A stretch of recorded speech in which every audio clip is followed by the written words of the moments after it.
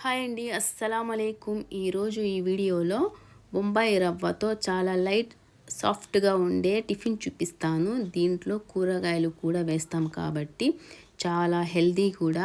మీరు బ్రేక్ఫాస్ట్ తొందరగా అవ్వాలి, చాలా రుచిగా ఉండాలి అంటే ఇది ఖచ్చితంగా ట్రై చేయండి. ముందుగా మీకు కలుపుకోవడానికి అనుకూలంగా ఉండే ఒక గిన్నె తీసుకొని 1 కప్పు బొంబాయి రవ్వ, అరకప్పు పెరుగు, అరకప్పు మంచినీళ్ళు లేదా మజ్జిగ వేసుకొని ఎక్కడ ఉండలు లేకుండా మెత్తగా కలిసిపోయేటట్లు బాగా కలుపుకోవాలి.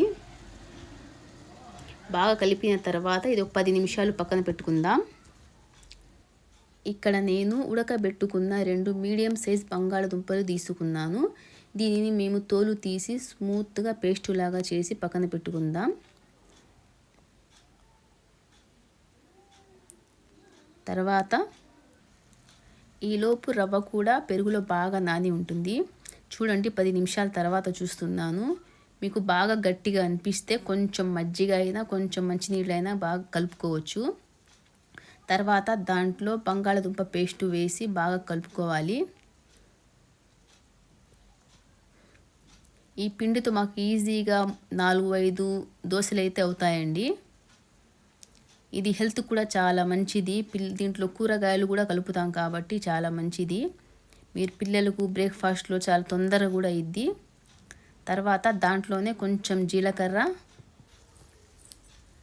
ముందుగా రెడీ చేసి పెట్టుకున్న స్వీట్ కార్న్, ఉడకబెట్టి కచ్చా పచ్చగా దంచిన స్వీట్ కార్న్ కొంచెం, 2 స్పూన్లు క్యారెట్, తురిమి పెట్టుకున్న క్యారెట్, 3-4 సన్నగా తరిగిన పచ్చిమిరపకాయలు, కొంచెం కొత్తిమీర, ఒక పెద్ద సైజు ఉల్లిపాయ, సన్నగా తరిగిన ఒక పెద్ద సైజు ఉల్లిపాయలు వేసి బాగా కలుపుకోవాలి.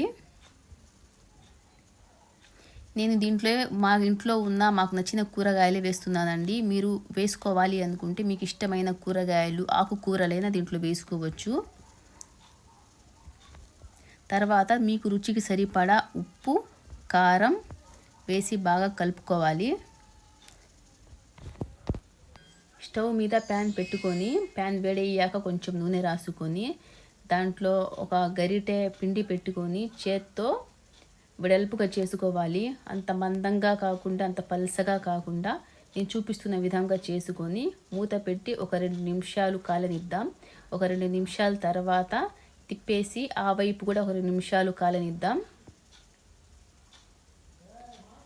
ఇంతేనండి, వేడి వేడి ఊతప్పం రెడీ అయిపోయింది. ఈ విధంగానే మిగతా అన్నీ వేసుకోండి.